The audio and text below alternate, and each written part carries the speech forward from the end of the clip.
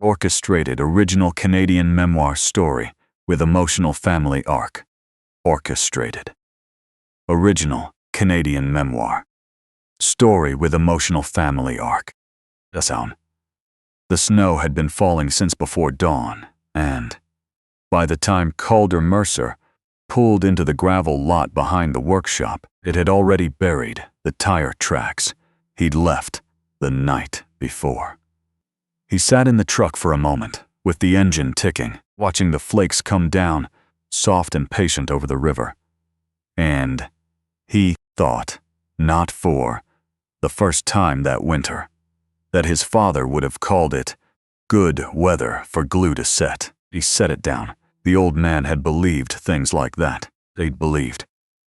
The cold made the joints tighter, made the men working them slower and more careful.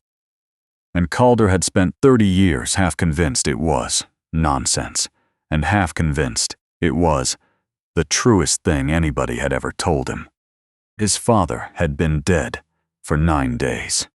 The funeral had been the Tuesday before, in the little United Church on the corner of Bay and Pine, and most of the town had come through it, the way the town always did, in good boots and bad ties, stamping snow off their feet in the vestibule, and saying the things people say. Half of them had been customers. The other half had been customers' fathers. There was hardly a kitchen table in that part of northern Ontario that didn't have something his father's hands had touched, and Calder had stood in the receiving line and shaken every one of those hands, and felt, with each one, the strange double weight of being, both the grieving son and the man. Everyone now expected to be the workshop. He hadn't expected his sister to be there when he came in through the side door that morning. But there she was, sitting on the stool by the band, saw with her coat still on and her phone, face down on her knee. Nan. Greer was 4 years younger than him and had spent most of those 4 years getting as far from this town as a person could get without leaving the province. Toronto first, then Ottawa, then a condo in Mississauga, with a husband who sold something Calder had never fully understood: software, or insurance for software, or the idea of software. She came up 2, maybe 3 times a year. Christmas, sometimes the long weekend in August. She'd come up for the last week, of course, because the old man was dying, and even Greer wasn't the kind of person who could stay away from that. "You're up early," Calder said. "I couldn't sleep." She didn't look at him. She was looking at the wall above the workbench, where their father had kept the same row of hand planes for as long as either of them had been alive, oiled and ranked by size like soldiers. "I keep thinking I hear him in here. Isn't that stupid?" "It's not stupid." He shrugged off his coat and hung it on the peg by the door.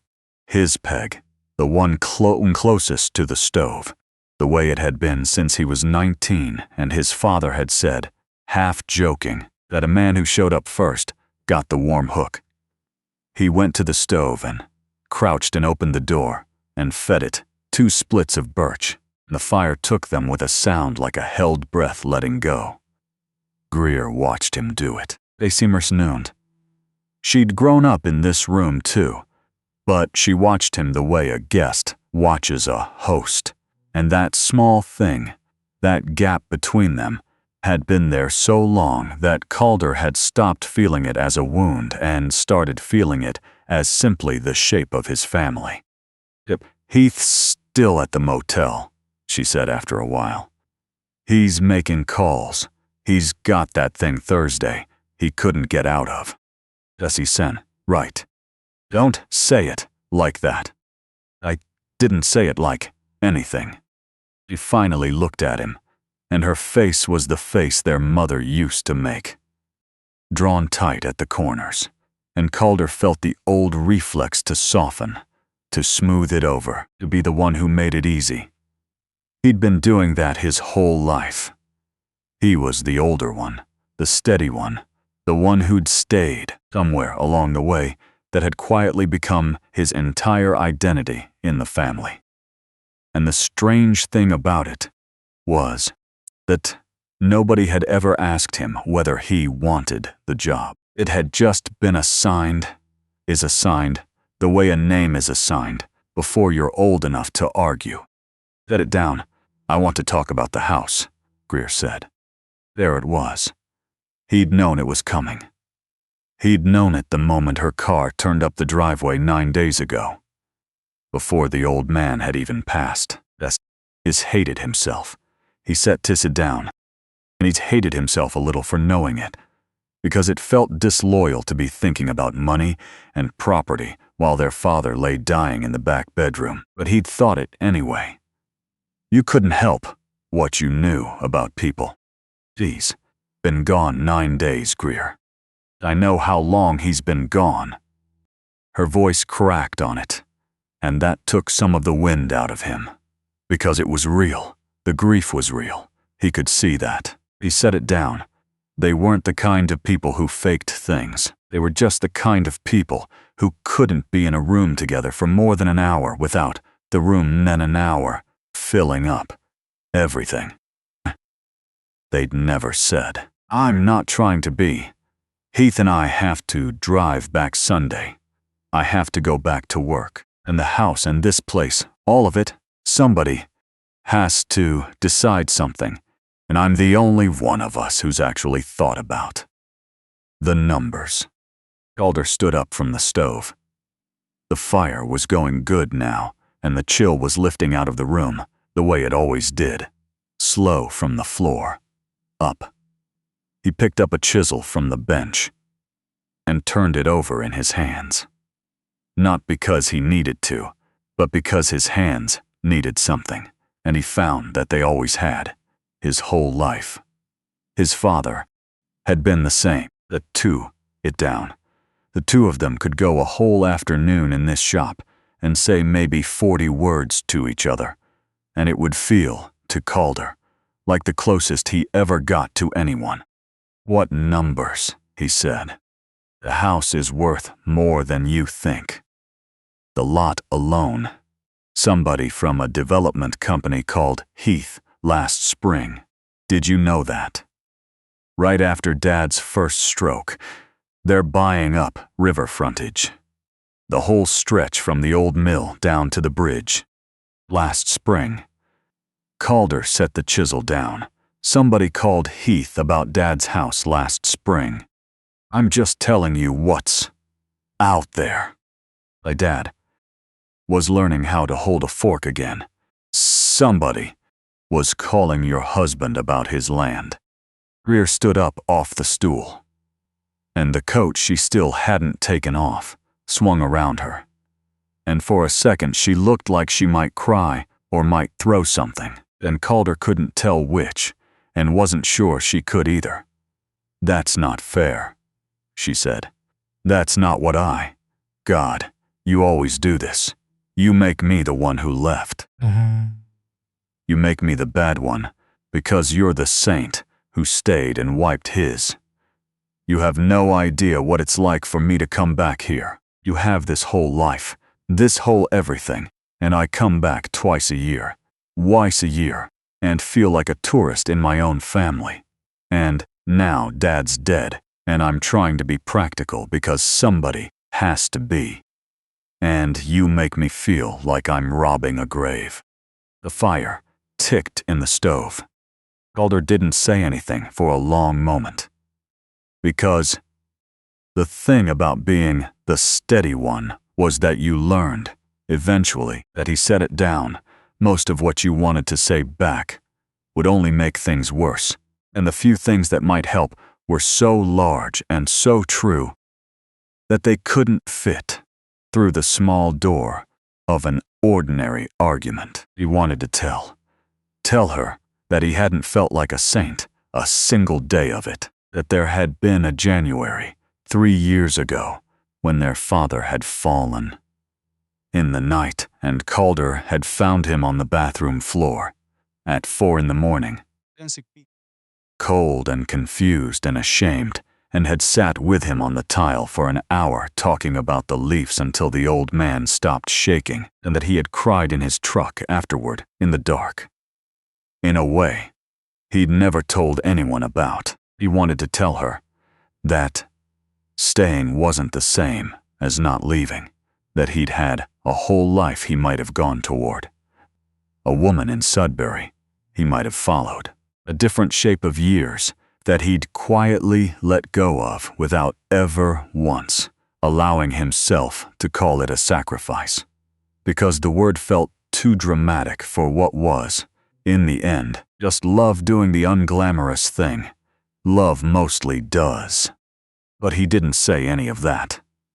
He said, "I'll think about the house." Greer looked at him like she'd expected a fight and didn't know what to do now that she hadn't gotten one. "That's it? You'll think about it?" "That's Sen. That's it." She picked up her phone off the stool. "Heath knows a guy who can get us an appraisal fast. By Friday, even." "They said," I said, "I'll think about it, Greer." She left through the side door, and the cold came in behind her. For a second, and then the door shut and the room was warm again, and Calder was alone, with the planes and the fire and the smell of his father everywhere. He stood in the middle of the shop for a long time.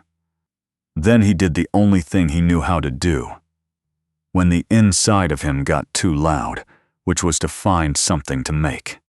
There was a job on the bench that his father had started before the second stroke. A cradle, solid cherry, the kind nobody ordered anymore because nobody wanted to spend what a thing like that cost, except that somebody had.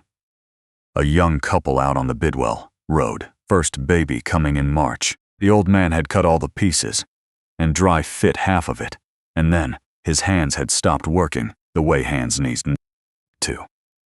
And the cradle had sat there unfinished for 2 months, while the man who could finish it lay dying in the next building over. Calder ran his thumb along the headboard piece, where his father had laid out the curve of it in pencil. The pencil line was in the old man's hand. The pencil line was in the old man's hand. Calder knew that hand better than he knew his own. He'd watched it for 40 years.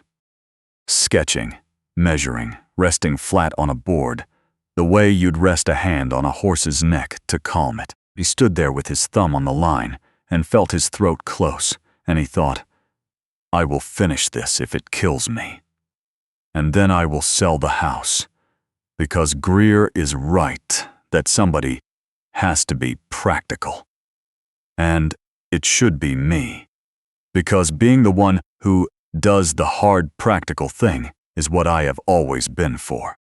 That was Wednesday. On Thursday, the lawyer called. His name was Beauchamp, an old francophone fellow who'd done the legal work for half the families in town for 40 years, and who had, Calder happened to know, made his father 2 different wood doors over the decades, and paid for them both in legal advice. He asked Calder to come in Friday morning.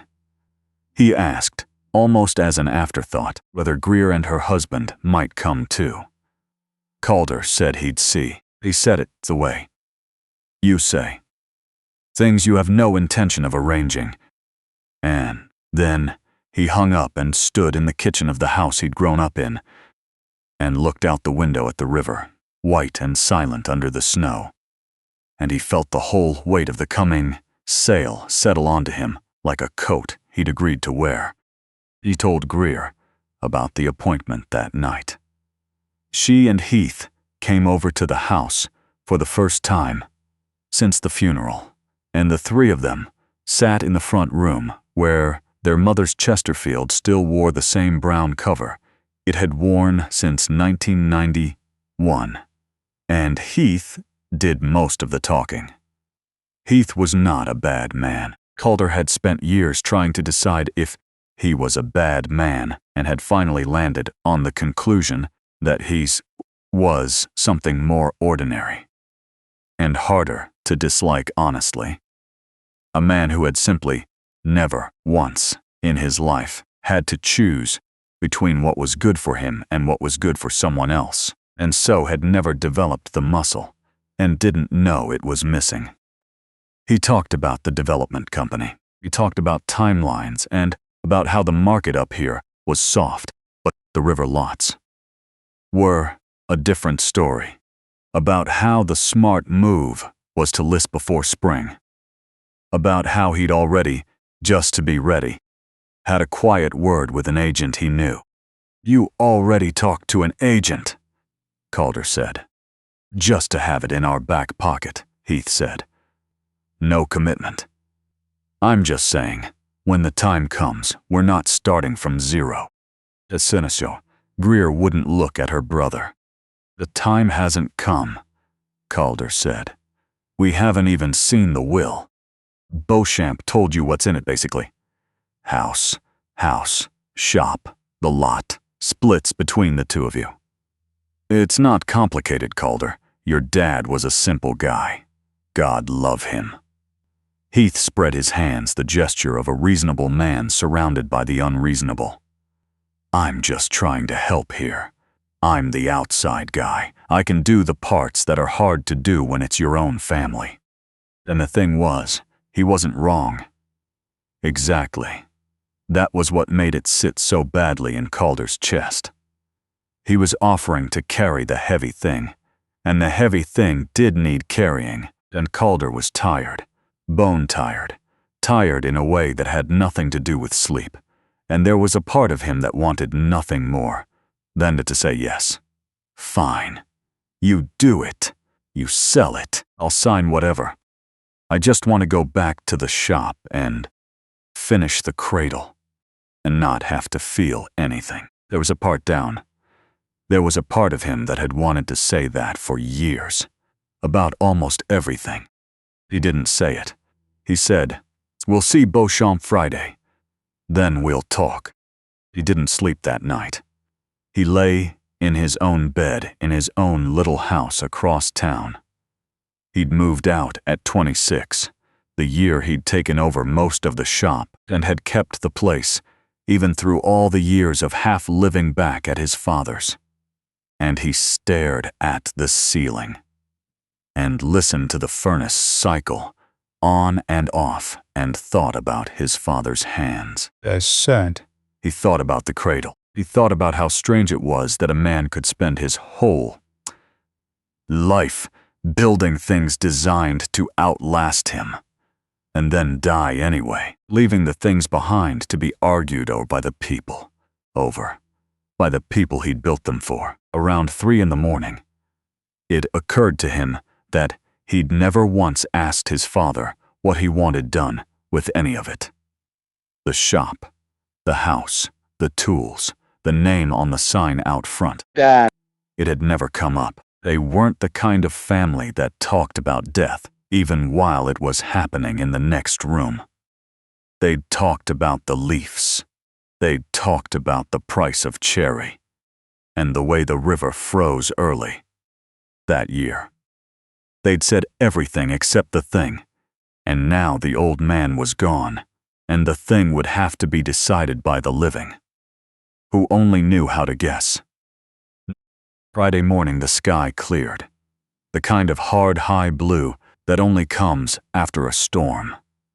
The sun, coming up over the river, so bright off the new snow that it hurt to look at, set it down. Calder drove to Beauchamp's office on the main street, and Greer and Heath were already there, in Heath's German car with the rental plates, and the three of them went up the narrow stairs over the pharmacy in single file, and didn't say much.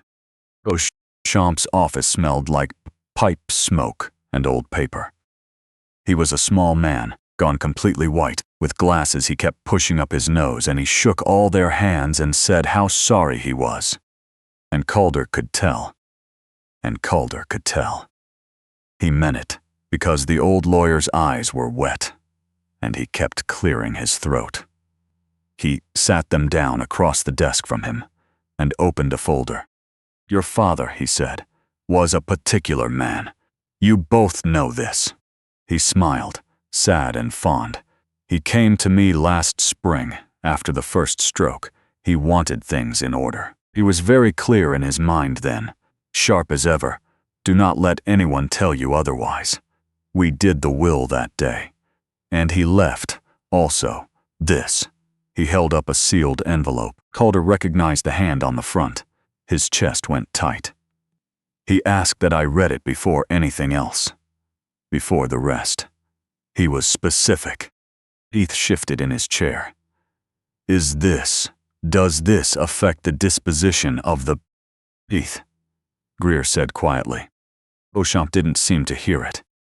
He put on his glasses, slit the envelope with a brass opener, and unfolded a single sheet of paper covered in the old man's careful pencil.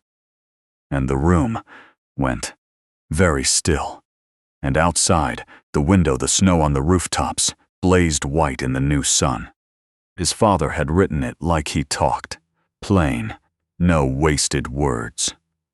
He wrote that he knew his time was short, and that he wasn't afraid of it, that he'd had a good run and built good things, and raised 2 children he was proud of, even when he hadn't said so, which he knew was most of the time, and which he was sorry for. He wrote that he wanted them to know, before any lawyer talk about who got what, that the things were just things. The house was just a house. The shop was just a shop. They could keep them or sell them, and either way, his ghost wasn't going to come around complaining, because where he was going, there was no use for cherry wood or river frontage. That Greer made a small sound and pressed her hand to her mouth. But there was one thing. The old man wrote that he wanted Tisnane to say plain, because he'd never managed to say it out loud and was a coward about it his whole life and didn't want to be a coward in death too. He wrote that he knew what it had cost his son to stay. He wrote that he had watched, year after year, while Calder turned down the life he might have had. The woman in Sudbury, he named her. He'd known about her all along, and stayed in that cold town, minding an old man and an old shop, and that he had never once thanked him properly, because thanking him would have meant admitting how much he needed him, and admitting that it felt, to a proud old fool, like a kind of dying all its own. That he wrote that he was ashamed of that. He wrote that of all the things he'd built in his life, the one he was proudest of was the man his son had become, and that he had been too much of a coward to say it across a workbench. And so he was saying it across the grave instead, which was a poor way to do it, but the only way he had left.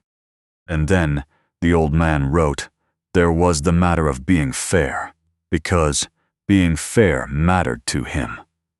He wrote that he knew, the way fathers know things, that there would be a push to sell. He wrote that he understood it, that Greer had her own life and her own troubles and a husband who saw the world in dollars, and that there was no sin in that, only difference. But he wanted it on the record, in his own hand, that the shop was to go to Calder alone, not split, not appraised, not listed. The shop, and the tools, and the name on the sign, and the warm hook by the stove, all of it, to the son who had earned it with 20 years of his one and only life. The house and the lot would be split fair between the two of them, sold or kept as they agreed.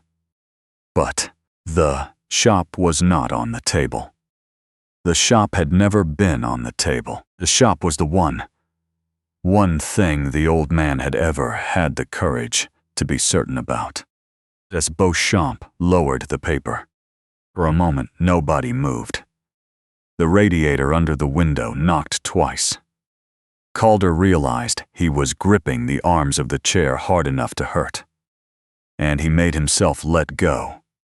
And when he did, his hands were shaking, and he thought, absurdly, that his father would have said it was good weather for it. The cold making a man slow and careful.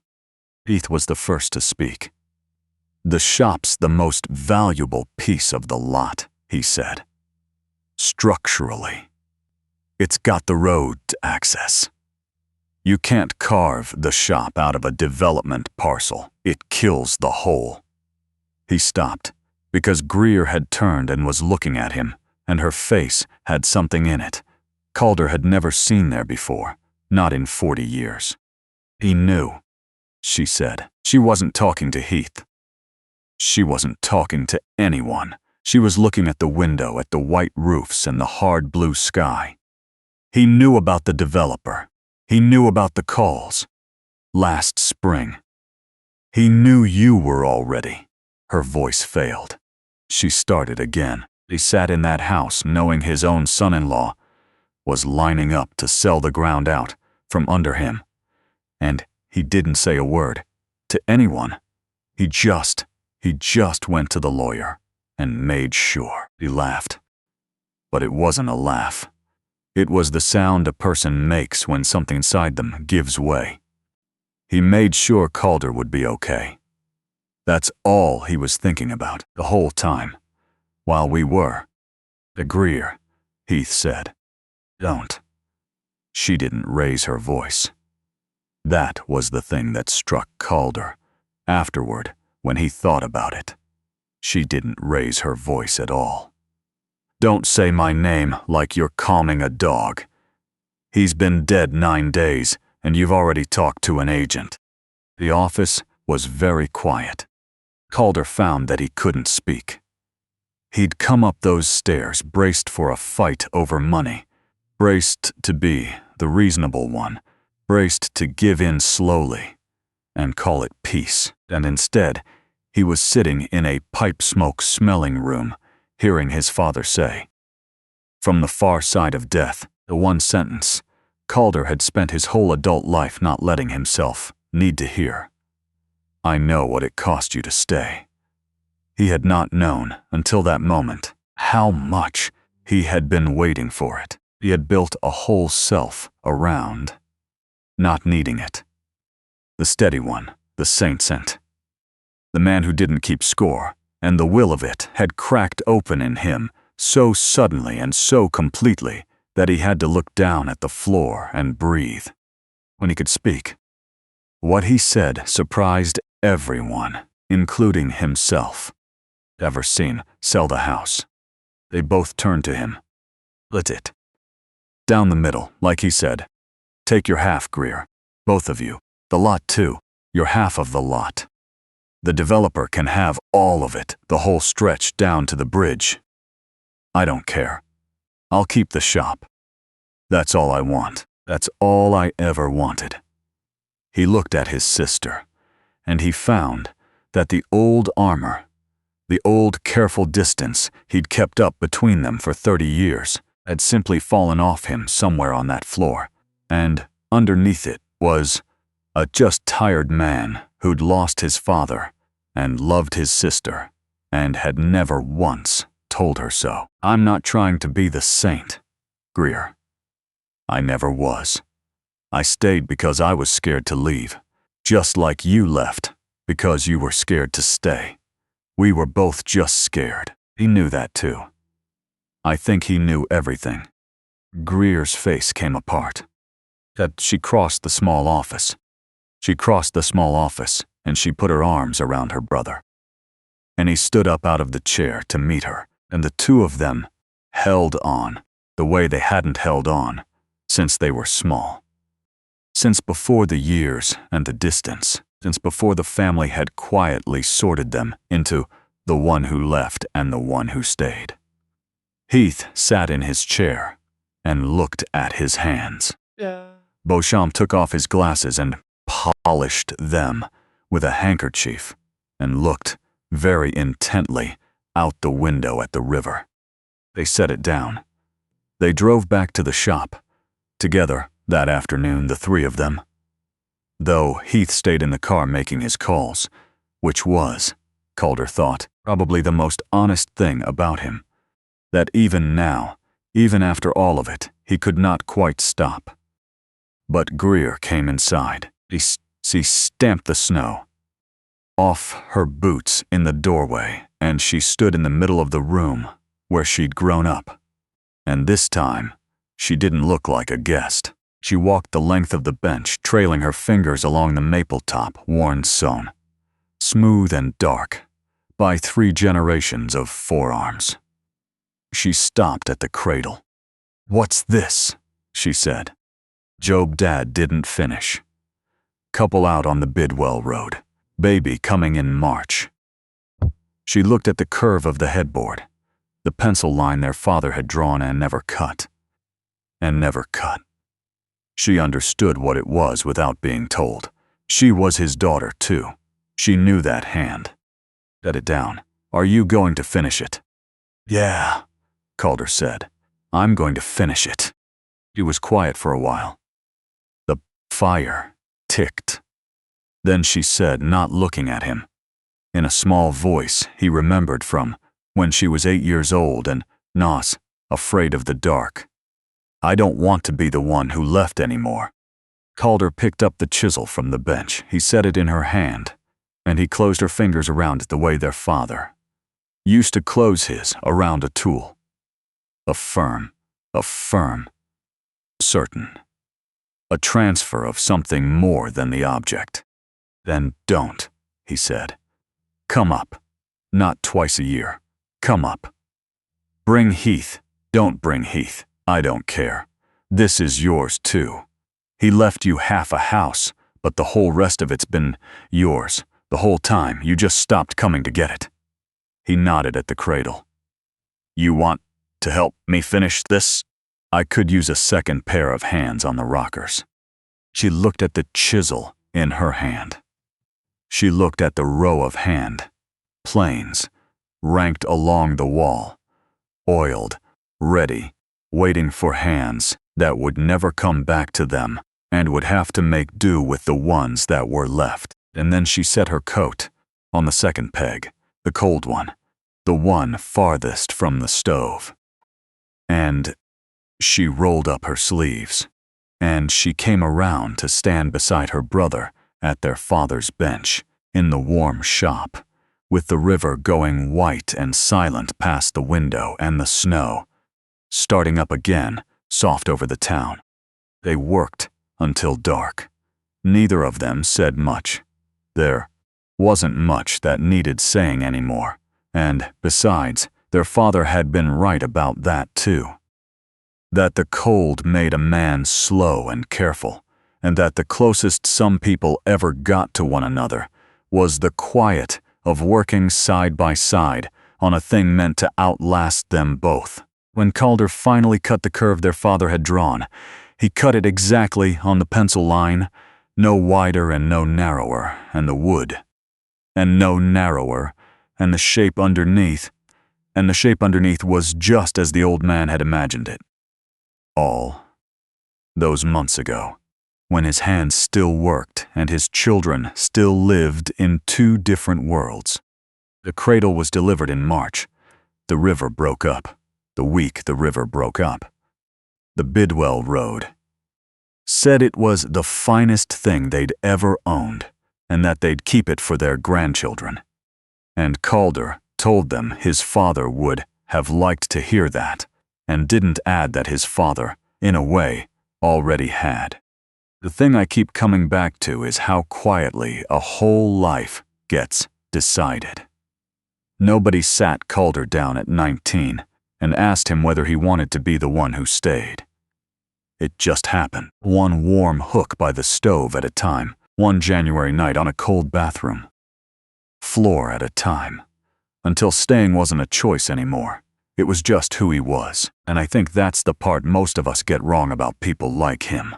We call them saints, or we call them doormats, and both of those let us off the hook, because both of them mean we don't have to notice the actual cost. What saved Calder in the end wasn't luck. People watch stories like that, and they think the letter was a twist of fate, that the old man could just as easily have said nothing and left the shop to be carved up for river frontage. But it wasn't fate. The father wrote that letter because his son had spent 20 years quietly earning it, and a man who pays attention, even a proud, closed-off man who never says thank you, eventually has to reckon with what he's been given. Calder got the shop because he showed up. That's all. Cause and effect, slow as glue setting in the cold. I've come to believe 3 things hold a person together when their family pull in different directions. And Calder had all 3 even when he couldn't see them. The first is just doing the right thing when no one's keeping score. Staying with his father. Not because it was admired, but because it was decent, and never once turning that decency into a weapon to shame Greer with. The second is the quiet good sense to know which fights matter. He set it down. When Heath came at him with appraisals and timelines, Calder didn't win by shouting louder. He won by understanding, deep down, that the shop was the one thing worth holding, and the house was just a house, the same thing his father had understood. And the third is the plain, unglamorous toughness it takes to keep going through years that don't reward you. The willingness to cry alone in a truck at 4 a.m. and then go back inside and talk about the Leafs until your old man stopped shaking. Greer wasn't a villain, and that matters too. She was just scared in the opposite direction. The grace in that story is that neither of them stayed frozen. She put her coat on the cold peg and picked up the chisel, and that took its own kind of courage. There's anything worth carrying out of it, if there's anything worth carrying out of it, it's that the people who endure quietly are usually carrying more than we know, and that the right thing, the wise thing, and the hard thing are almost always the same thing wearing different clothes. You finish the cradle. You cut exactly on the line. You let the work outlast you.